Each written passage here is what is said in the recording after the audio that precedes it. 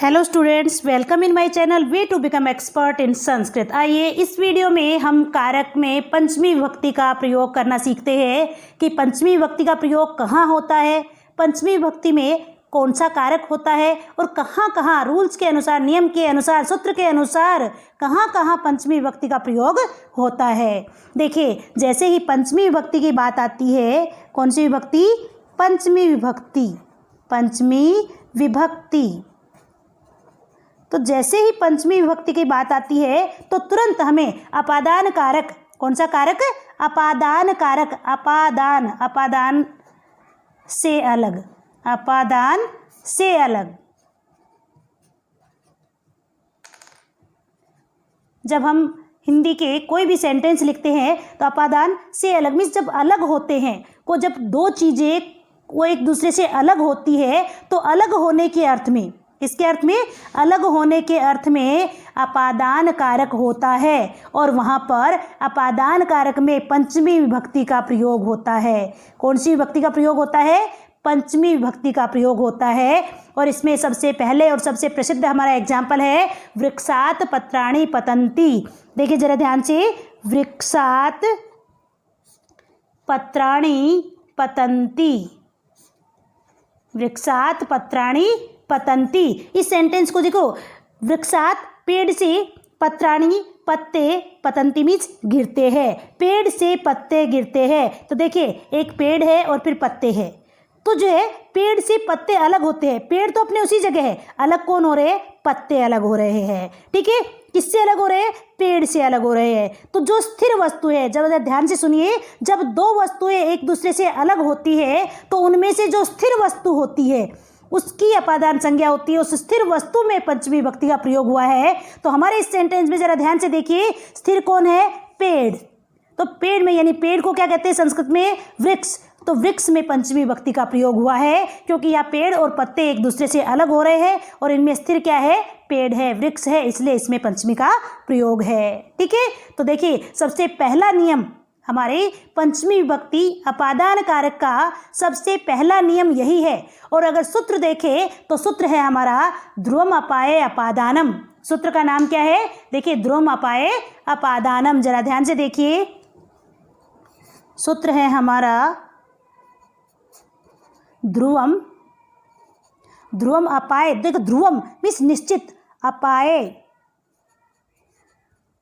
ध्रुवम अपाये अपादानम, ये सूत्र का नाम है। ध्रुवम अपाये अपादानम, यानी जो है अपाय अर्थ में जब दो चीज़ें एक दूसरे से अलग होती है तब उनके अलग होने के अर्थ में जो ध्रुवम, जो निश्चित चीज़ होती है, जो स्थिर चीज़ होती है, उसकी अपादान संज्ञा होती है। ठीक है, सूत्र मैंने यहाँ लिख दिया है, इसको हम एक्सप्लेन कुछ इस प्रकार से करेंगे। जब दो वस्तुएं एक दूसरे से अलग होती है तो उनमें से जो स्थिर वस्तु होती है उस स्थिर वस्तु की अपादान संज्ञा होती है। और अपादाने पंचमी एक सूत्र होता है हमारा, कौन सा?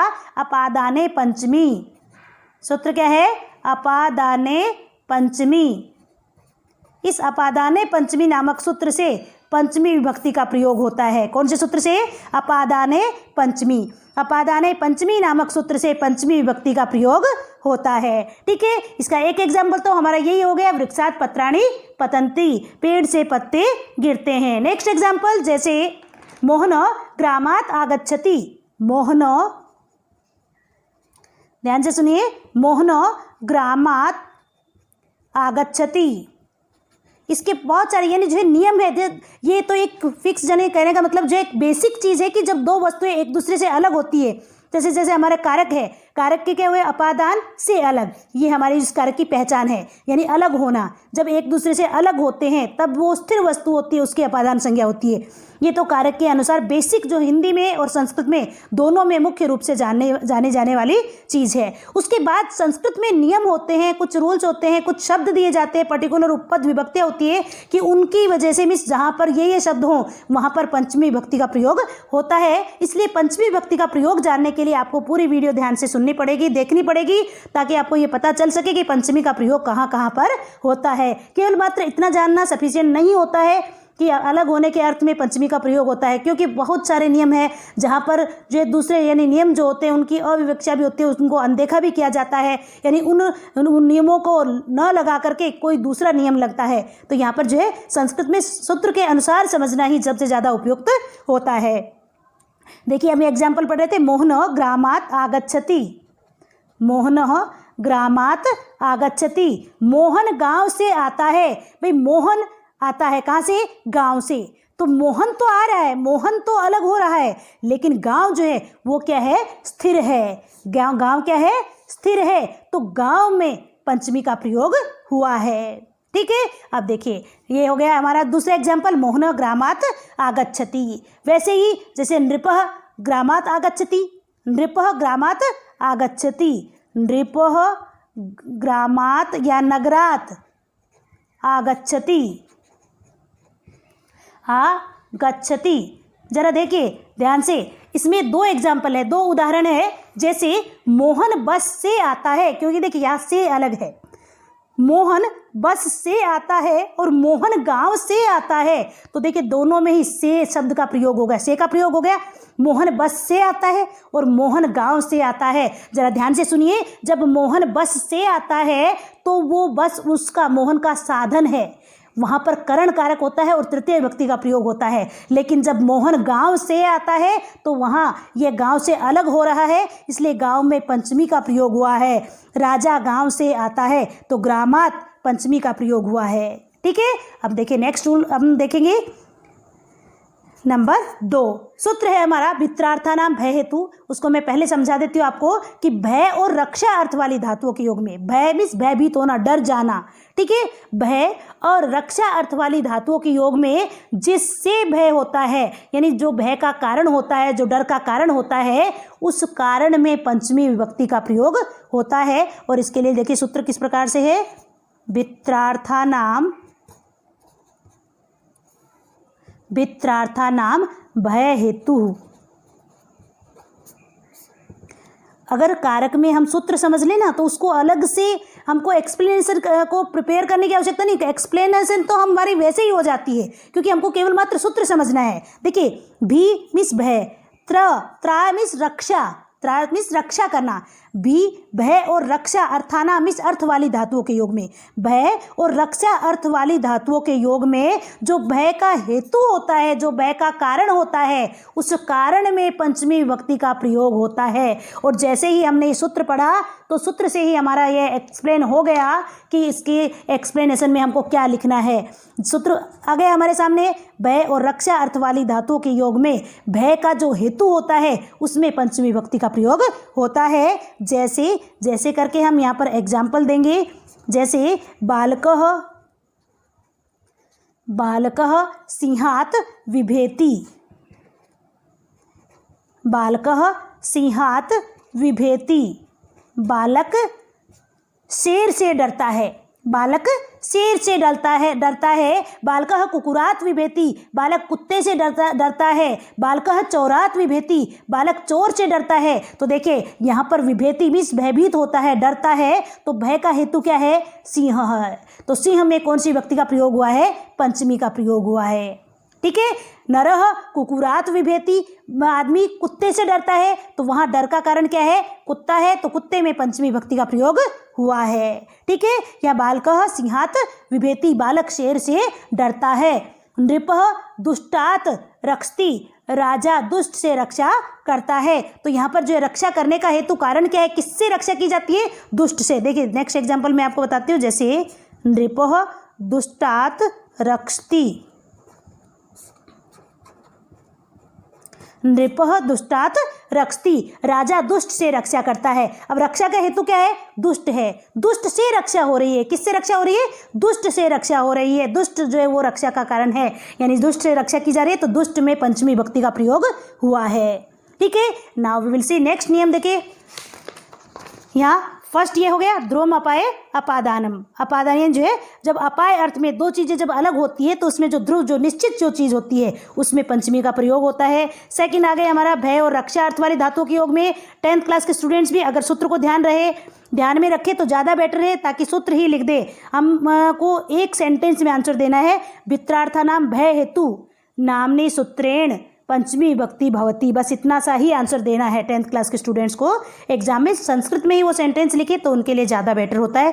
अगर हिंदी में लिख देते तो चलता है, लेकिन जो संस्कृत में लिखे तो वो करेक्ट आंसर माना जाता है। ठीक है, अब नेक्स्ट देखिए थर्ड नियम है, तीसरा हमारा नियम है आख्यातोपयोगे। क्या है? आख्यातोपयोगे। जरा इसको ध्यान से सुनना, क्योंकि लास्ट ईयर के एग्जाम में भी इसी का सेंटेंस आया था। उसमें थोड़ा सा वर्ड्स जो है गड़बड़ था, उसमें जो ख जो है वो र और वो इस प्रकार से र व दिख रहा था। लेकिन जब आपको रूल अगर ध्यान है, नियम आपको पता है कि नियम यह है और उसके अकॉर्डिंग हमने सेंटेंस भी पढ़ रखा है, तो हम जो है उस सेंटेंस को सोल्व कर सकते हैं। हमको वहाँ कंफ्यूज होने की आवश्यकता नहीं है। देखिए थर्ड हमारा नियम है आख्यातोपयोगे। आख्यातोपयोगे।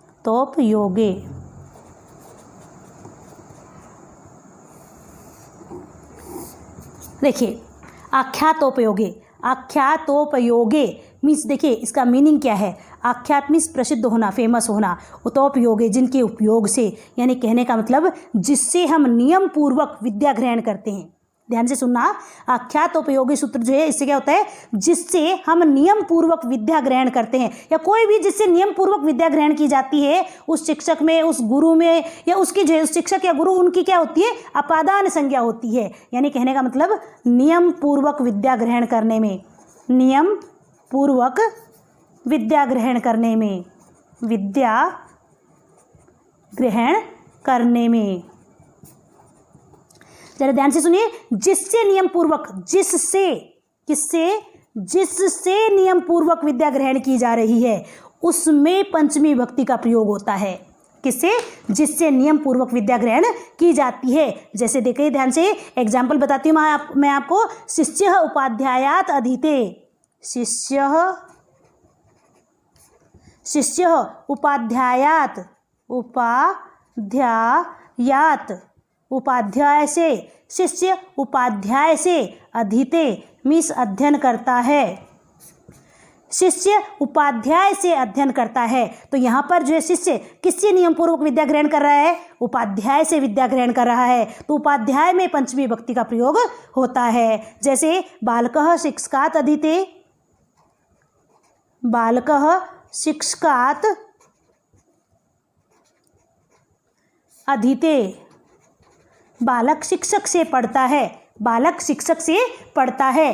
देखिए इसमें सेंटेंस किसी भी प्रकार से बना सकते हैं। छात्र शिक्षकात् गणितम अधीते, छात्र शिक्षक से गणित पढ़ता है। ठीक है, बालकः जो है क्या, गुरु अधीते, बालक गुरु से पढ़ता है या गुरु से अध्ययन करता है। तो देखिए अधीते मीन्स अध्ययन करना, पढ़ना, पठती मीन्स भी पढ़ता है, अधीते मीन्स भी पढ़ता है। तो इन दोनों शब्दों में कंफ्यूज होने की आवश्यकता नहीं है। ये जरा ध्यान से सुनना, उनको नियम पूर्वक जहाँ पर विद्या ग्रहण की जाती है, क्योंकि शिष्य जब उपाध्याय से पढ़ता है तो वह नियम पूर्वक पढ़ता है, तो उपाध्याय में पंचमी विभक्ति का प्रयोग होता है। या बालक जब शिक्षक से अध्ययन कर रहा है, अध्ययन ग्रहण कर रहा है या पढ़ाई कर रहा है, तो शिक्षक से नियम पूर्वक पढ़ता है, इसलिए शिक्षक में पंचमी विभक्ति का प्रयोग हुआ है। और कौन से सूत्र से? आख्यातोपयोगी सूत्र से। क्योंकि हमें अभी हमारी स्टार्टिंग है, स्टार्टिंग में हम कारक पढ़ रहे हैं, तो इन सूत्रों को जरा ध्यान से, सूत्रों को जब हम 4 बार बोलेंगे तो वो सूत्र ऑटोमेटिक हमको लर्न हो जाएंगे, और जो सूत्र ही लिखना ज़्यादा बेटर रहेगा हमारे एग्जाम में। अगर हम सूत्र लिखेंगे तो ज़्यादा इंप्रेसिव रहेगा, ताकि एग्जामिनर जो है हमारे आगे भी कहीं भी अपने मार्क्स कट नहीं कर सके। ये अच्छे मार्क्स लाने के एक तरीके होते हैं कि अगर हम सूत्र लिखेंगे, अगर वैसे डायरेक्ट भी लिखेंगे कि नियम पूर्वक विद्या ग्रहण करने में पंचमी विभक्ति का प्रयोग होता है, तो हो सकता है एग्जामिनर सही कर दे, बाकी हमको संस्कृत में ही आंसर देना है। आख्यातोपयोगे सूत्रेण पंचमी विभक्ति भवति। ठीक है, अब देखिए हमारा नेक्स्ट सूत्र, देखिए थर्ड के बाद जो है नेक्स्ट फोर्थ, ये देखिए सूत्र नंबर 4। देखिए इसमें कुछ शब्द है, जैसे जुगुप्सा। मैं इनमें आपको शब्द ही बताना ज़्यादा बेटर लगेगा। क्यों? क्योंकि इसमें आप पर्टिकुलर वर्ड ही लिख सकते हो कि जुगुप्सा शब्द से योगे, जुगुप्सा शब्द से योगे पंचमी विभक्ति भवति। ऐसे इसलिए मैं ये पर्टिकुलर वर्ड ही बताऊंगी आपको यहाँ पर। जुगुप्सा, प्रमाद, और विराम। देखिए ध्यान से, जुगुप्सा, प्रमाद और विराम। जुगुप्सा, जुगुप्सा मीन्स किसी चीज से घृणा करना। जुगुप्सा का मतलब क्या होता है? किसी चीज से घृणा करना। प्रमाद मीन्स आलस्य करना। प्रमाद का मतलब क्या होता है? आलस्य करना। और विराम, विराम मीन्स रुकना। विराम मीन्स क्या होता है? रुकना, रुक जाना। जुगुप्सा का मतलब किसी चीज से घृणा करना। प्रमाद आलस्य करना, आलस्य करना। और विराम मीन्स रुकना। विराम मीन्स क्या होता है? रुकना। जुगुप्सा किसी चीज से घृणा करना, प्रमाद आलस्य करना, विराम किसी चीज से रुक जाना। तो देखिए, जुगुप्सा, प्रमाद, विराम, ठीक है। और इसका जब सूत्र होता है तो क्या होता है? जुगुप्सा, विराम, प्रमाद, अर्थानाम, उपसंख्यानाम। ठीक है, यानी जो है जुगुप्सा, विराम और प्रमाद अर्थ वाली धातुओं के योग में पंचमी विभक्ति का प्रयोग होता है। जरा ध्यान से सुने, जिससे हम जुगुप्सा करते हैं, जिस चीज से घृणा करते हैं, जिससे आलस्य करते हैं और जिससे रुकते हैं, उसमें पंचमी विभक्ति का प्रयोग होता है। अब इन तीनों के एग्जाम्पल्स देकर के मैं आपको यहाँ पर समझाऊंगी। जुगुप्सा मीन्स घृणा करना। तो देखिए, महेश पापात जुगुप्स्ते। महेश पापात जुगुप्स्ते। ये क्या है? महेश पापात जुगुप्स्ते। मोहन पाप से, यानी महेश पाप से जुगुप्सा करता है, पाप से घृणा करता है। जरा ध्यान से देखिए, महेश पाप से घृणा करता है। अब यहाँ घृणा करने का कारण क्या है? पाप है। किससे घृणा कर रहा है? पाप से घृणा कर रहा है, इसलिए पाप में पंचमी विभक्ति का प्रयोग होता है। ठीक है, जिससे घृणा हो रही है उसमें पंचमी का। महेश पाप से घृणा करता तो पाप में पंचमी विभक्ति का प्रयोग हुआ है। ठीक है, अब देखिए नेक्स्ट है हमारा प्रमाद है। जैसे मोहन, मोहन अध्ययनात्, अध्ययनात् प्रमाद्यते, प्रमाद्यति। चलो ठीक है, हाँ क्या कहेंगे? मोहन अध्ययनात् प्रमाद्यति। मोहन अध्ययन से आलस्य करता है। किससे आलस्य कर रहा है? वो अध्ययन से, पढ़ाई करने से आलस्य कर रहा है। तो जिससे आलस्य हो रहा है वहां पंचमी का प्रयोग हुआ है। नेक्स्ट देखिए, विराम अर्थ वाली। विराम मीन्स रुकना। विराम मीन्स क्या होता है? रुकना। जैसे कुलदीपः या सोहन, हम सीधा सीधा नाम ले लेंगे। सोहन अधर्मात्, सोहन अधर्मात् विरमति। सोहन अधर्म से रुकता है। सोहन अधर्म से रुकता है। किससे रुक रहा है? अधर्म से रुक रहा है। ठीक है, तो जिससे रुक रहा है उसमें पंचमी विभक्ति का प्रयोग हुआ है। जरा ध्यान से सुने, इसमें समझने वाले और थोड़ा सा सचेत रहने वाली बात क्या है कि जब यहाँ पर मोहन पापात जुगुप्स्ते, मोहन पाप से घृणा करता है, तो इससे संबंधित, घृणा करने से संबंधित हमारी चतुर्थी विभक्ति में भी एक सूत्र आया था। तो उसमें जो है, जो सूत्र है उसके अकॉर्डिंग चतुर्थी विभक्ति का प्रयोग होता है। तो जुगुप्स्ते मीन्स भी क्या होता है? घृणा करना। जुगुप्स्ते का मतलब क्या होता है? घृणा करना। ठीक है, और इसी के एवज में मीन्स जो है घृणा करने के लिए, देखिए क्या आता है? क्रुद्ध, द्रोह, ईर्ष्य, असूय। एक असूय शब्द आता है। कौन सा शब्द आता है? असूय शब्द आता है। असूय का मतलब भी क्या होता है? घृणा करना। ठीक है, जब आप असूय शब्द का प्रयोग कर रहे हो, कौन से शब्द का प्रयोग कर रहे हो? असूय शब्द का प्रयोग कर रहे हो, तो वहां पर आप चतुर्थी विभक्ति का ही प्रयोग करेंगे। लेकिन जब आप जुगुप्सा शब्द का प्रयोग कर रहे हो तब आप पंचमी विभक्ति का प्रयोग करोगे। यह बात ध्यान देने योग्य है। जैसे मान लो आपको हिंदी का सेंटेंस दे दिया जाए कि मोहन पाप से घृणा करता है, उसको आपको संस्कृत में कन्वर्ट करना है। किस में कन्वर्ट करना है आपको? सेंटेंस को, हिंदी के सेंटेंस को आपको संस्कृत में कन्वर्ट करना है। अगर आप वहां पर असूय शब्द का प्रयोग करते हो, क्योंकि मतलब तो दोनों का ही सेम है, अगर आप असूय शब्द का प्रयोग कर रहे हो तो उसके योग में जिस चीज से आप घृणा कर रहे हो उसमें चतुर्थी का प्रयोग करोगे। कौन सी विभक्ति? चतुर्थी का प्रयोग करोगे, चतुर्थी विभक्ति का प्रयोग करोगे। और यदि आप जुगुप्सा शब्द का प्रयोग कर रहे हो तो आप पंचमी विभक्ति का प्रयोग करोगे। कौन सी विभक्ति का प्रयोग करोगे? पंचमी विभक्ति का प्रयोग करोगे। ठीक है, ये हमारा हो गया जुगुप्सा, विराम, प्रमाद। जुगुप्सा, प्रमाद और विराम, इन तीनों शब्दों के योग में, इन यानी जुगुप्सा, प्रमाद और विराम अर्थ वाले धातुओं के योग में चतुर्थी विभक्ति का प्रयोग न होकर के कौन सी विभक्ति होती है? पंचमी विभक्ति का ही प्रयोग होता है। ठीक है, अब नेक्स्ट देखिए, 4 हो गए हमारे। अब 5th,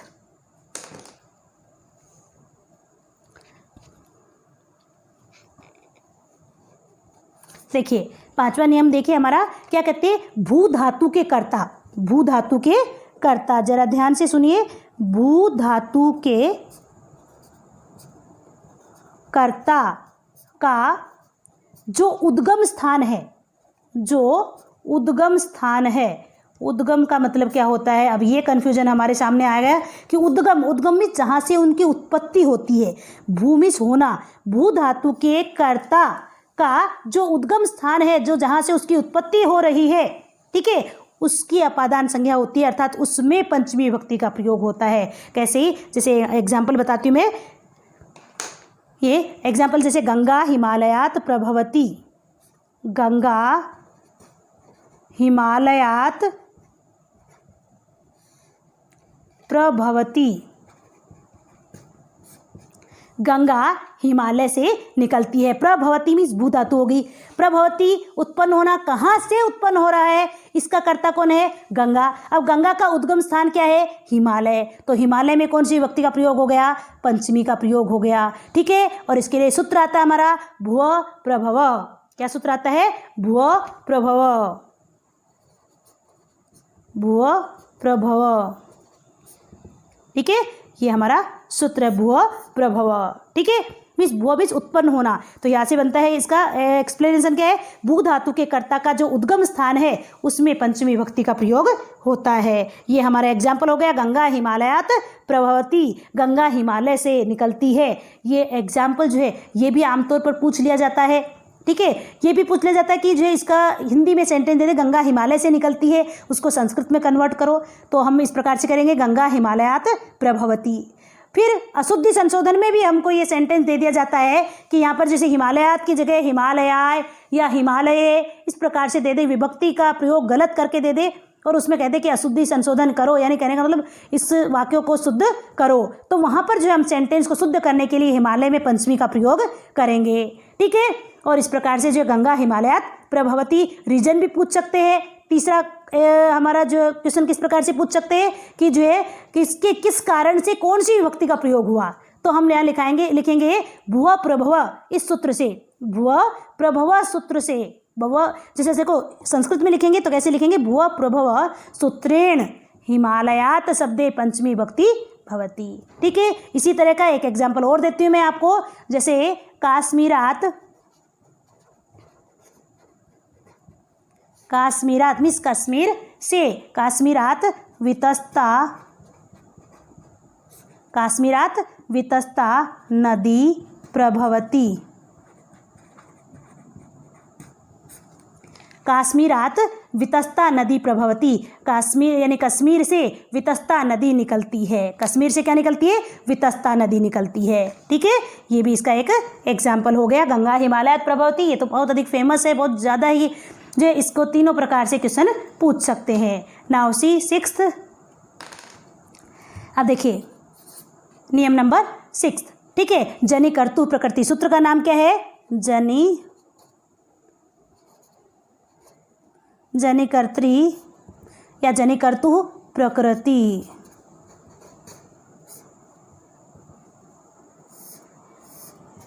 देखिए जनि कर्त्री प्रकृति यानी जन धातु के कर्ता में, क्या है, जन धातु के कर्ता में, देखिए जरा ध्यान से, जन धातु के कर्ता में, जनि कर्त्री मीन्स जन धातु का जो कर्ता होता है, जन धातु का जो कर्ता होता है, ठीक है, उसमें पंचमी विभक्ति का प्रयोग होता है।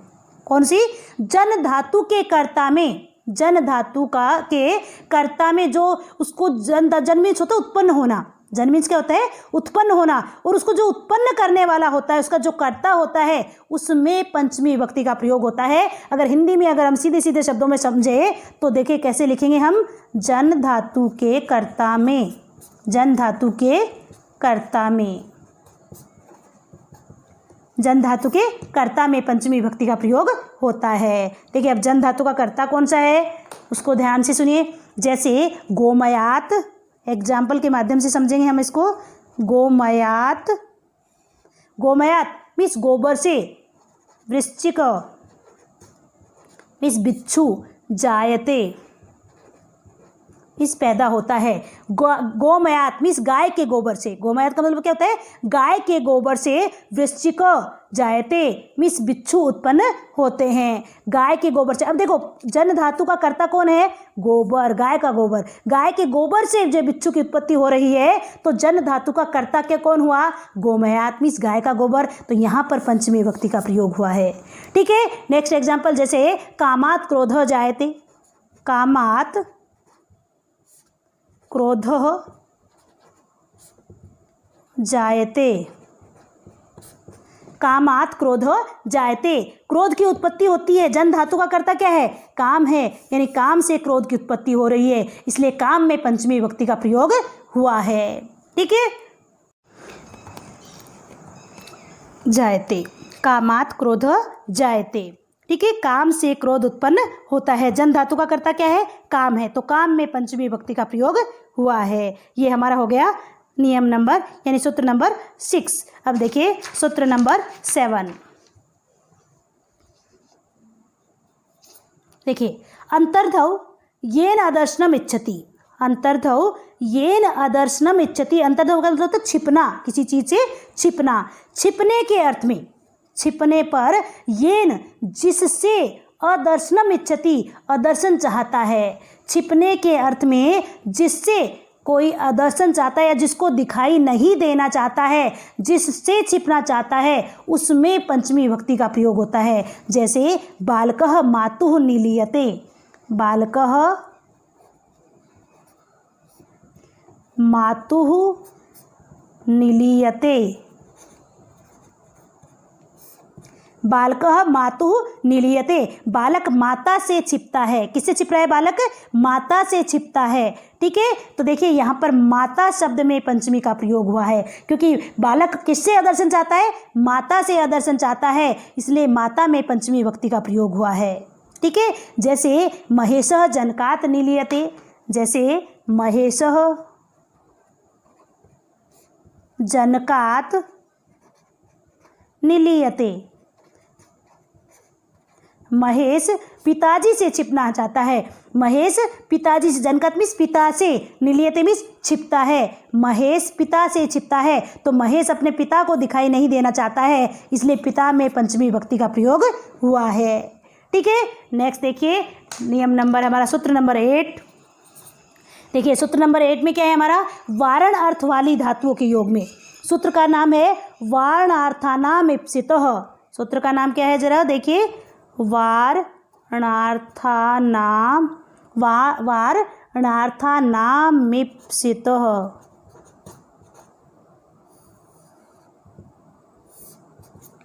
वारणार्थानाम इप्सितः। देखिए वारण प्लस अर्थानाम प्लस इप्सितः, वारण मीन्स होता है रोकना, वारण मीन्स क्या होता है, रोकना, रोकना अर्थ वाली, अर्थानाम मीन्स अर्थ वाली धातुओं के योग में, रोकना अर्थ वाली धातुओं के योग में, इप्सित जो अपनी इच्छित चीज़ होती है, जो अपनी फेवरेट चीज़ जो होती है, जो हमको अच्छी लगने वाली चीज़ होती है, उसकी अपादान संज्ञा होती है, उसमें पंचमी विभक्ति का प्रयोग होता है। अब कहेंगे वारण क्या मीन्स किससे कौन सी चीज़ अच्छी लगती है, देखिए जरा ध्यान से, एग्जाम्पल है इसका, जैसे कृष्क यवेभ्य गाम वार्यति, कृष्क यवेभ्य गाम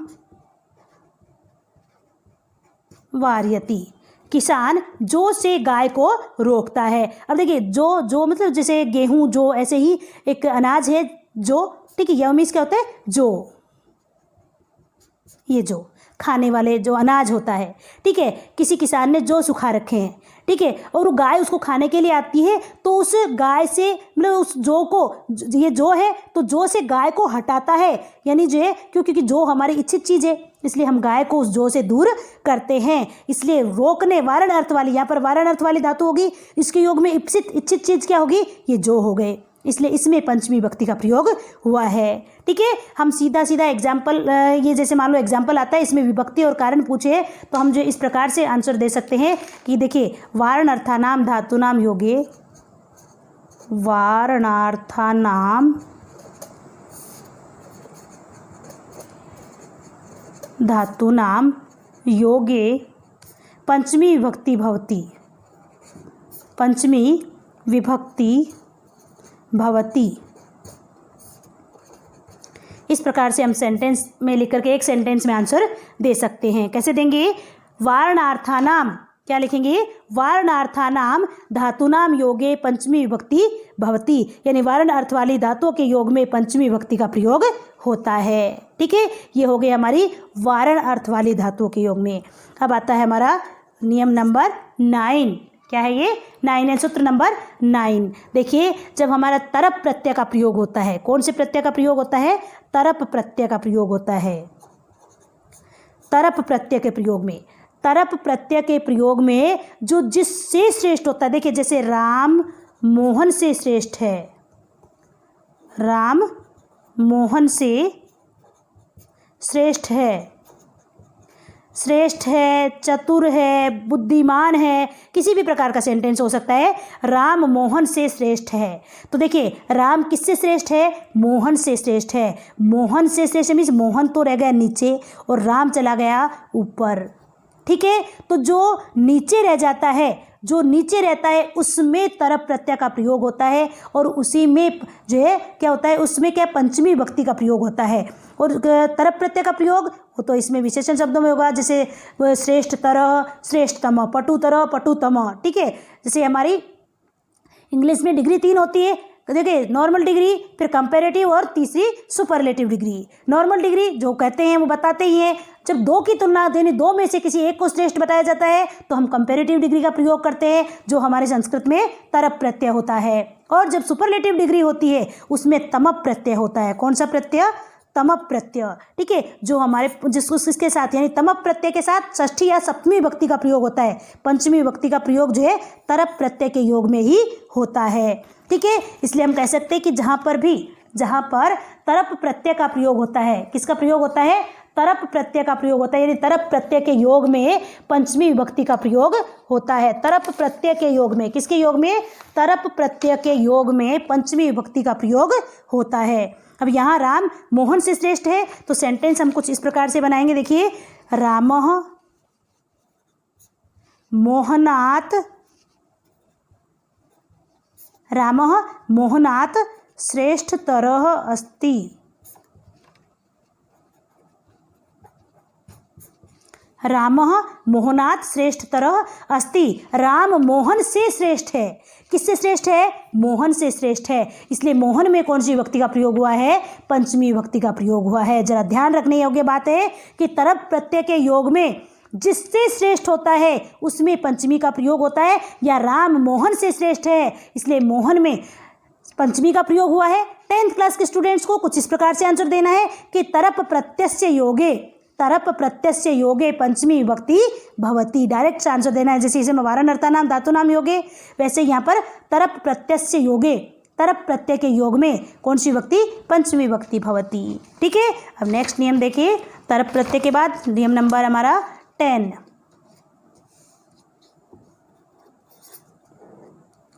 देखिए ध्यान से, यहाँ नियम नंबर हमारे 10 में कुछ शब्द हैं, उन शब्दों के योग में पंचमी विभक्ति का प्रयोग होता है। ठीक है, कुछ शब्द बताए हैं, जैसे हमारा शब्द है ऋत। क्या है? ऋत। ऋत मीन्स होता है बिना। इसका मतलब क्या होता है? बिना। ऋत मीन्स क्या होता है? बिना, इस चीज़ के बिना। जैसे ज्ञान के बिना मुक्ति नहीं, ज्ञान के बिना मुक्ति नहीं, गुरु के बिना ज्ञान नहीं। ठीक है, तो ऋत शब्द के योग में पंचमी विभक्ति का प्रयोग होता है, जैसे ज्ञानात् ऋते,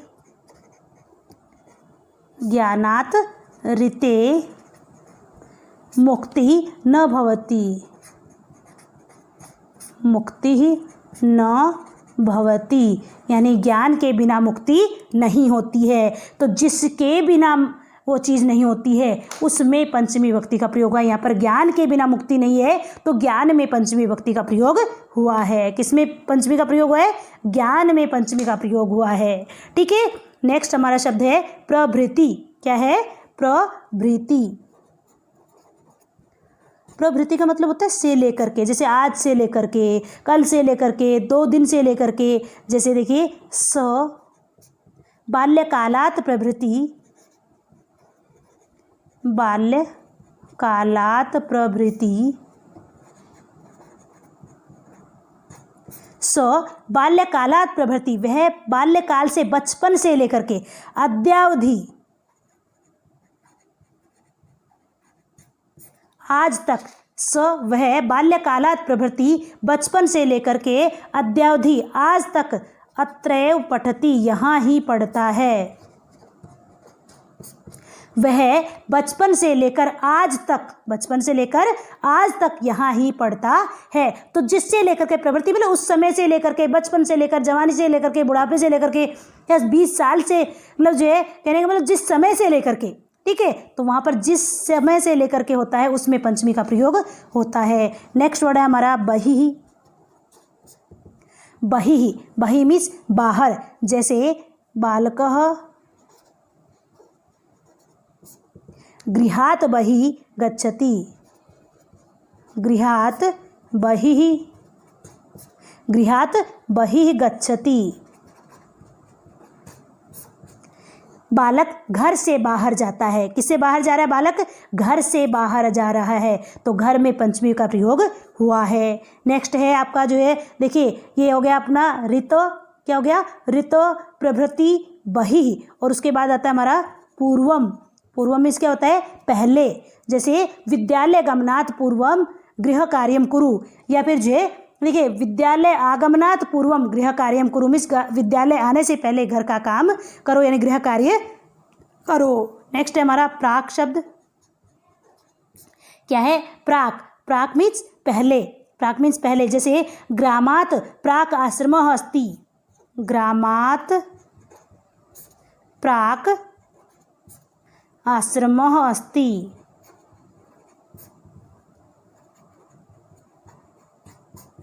गांव से पहले आश्रम है, गांव से पहले क्या है? आश्रम है, तो ग्रामात् में पंचमी का प्रयोग हुआ है, ग्रामात् प्राक। ठीक है। अब पूर्वम, पूर्वम का एग्जाम्पल भी आप जो है मीन्स ना देख ले, क्या कहते हैं? विद्यालय आगमनात्, विद्यालय आगमनात् पूर्वम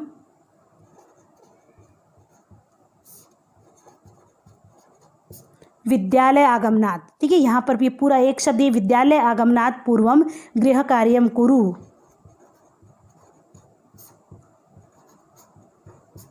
यानी विद्यालय आने से पहले गृह कार्य करो, तो पूर्वम शब्द से पहले क्या हो गया? पंचमी विभक्ति का प्रयोग हो गया।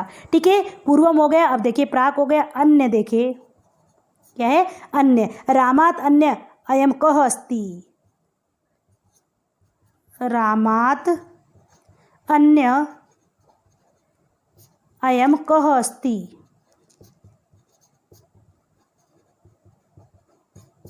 मीन्स राम से अलग, या राम से दूसरा, अन्य मीन्स होता है दूसरा, राम से दूसरा यह कौन है? तो किससे दूसरा? राम से दूसरा, तो राम में पंचमी का प्रयोग हुआ है। और उसके बाद अनंतरम, अनंतरम मीन्स क्या होता है?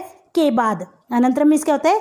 के बाद। ठीक है, एक काम करने के बाद जब दूसरा काम होता है उसके बाद, जैसे बालकः, बालकः पठनात् अनंतरम, पठनात् मीन्स पढ़ने के, अनंतरम मीन्स बाद में, बालकः बालक पठनात् अनंतरम पढ़ने के बाद क्रीडति खेलता है। एक क्रिया करके जब दूसरी क्रिया करता है, बालक पहले पढ़ता है और उसके बाद वो खेलता है, तो पठनात् अनंतरम पढ़ने के बाद जो वो खेलता है। नेक्स्ट देखिए यहाँ पर हमारे कुछ शब्द इस प्रकार से हो गए। यहाँ पर देखिए फर्स्ट ये हो गया ऋतु, सेकंड प्रभृति, थर्ड बहिः, फोर पूर्वम, फिफ्थ प्राक, सिक्स्थ अन्य, सेवंथ अनंतरम, एट्थ, इसको भी रोमन में लिखेंगे हम, एट्थ। जरा ध्यान से देखिए, देखिए अनंतरम, अनंतरम के बाद पृथक, पृथक मीन्स से अलग, पृथक मीन्स क्या होता है? से अलग, जैसे नगरात् प्रथम, नगरात् पृथक आश्रमः अस्ति,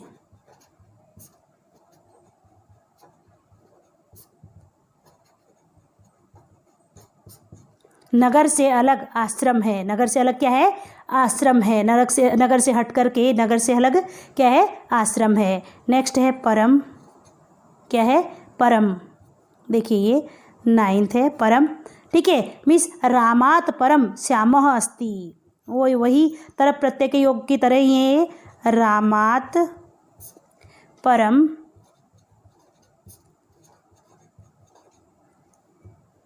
श्यामः अस्ति। मिस राम से श्रेष्ठ श्याम है। राम से श्रेष्ठ यानी राम के बाद, परम का मतलब क्या होता है, बाद। राम के बाद कौन आता है, श्याम आता है। तो राम पहले राम है, उसके बाद कौन आता है, श्याम आता है। ठीक है, तो इस प्रकार से हमारे रूल नंबर 10 में देखिए ऋत, प्रभृति, बहि, पूर्वम, प्राक, अन्य, अनंतरम, पृथक और परम, ये सारे शब्द आ गए। तो इन सब शब्दों के योग में भी ये जो है पंचमी विभक्ति का ही प्रयोग होता है। देखिए अगर इसमें कोई भी नियम अगर आपको समझ में नहीं आया हो तो आप कमेंट बॉक्स में ज़रूर लिखिए। अगर आपने चैनल अभी तक सब्सक्राइब नहीं कर रखा है तो आप सब्सक्राइब करें। एक बार कर दिया है तो ठीक है, उसको बार बार नहीं करना है। ठीक है, वीडियो देखने के लिए आपका बहुत बहुत धन्यवाद। अगर कुछ भी समझ में नहीं आया तो कमेंट बॉक्स में ज़रूर लिखें ताकि आपको मैं अच्छे से समझा सकूँ।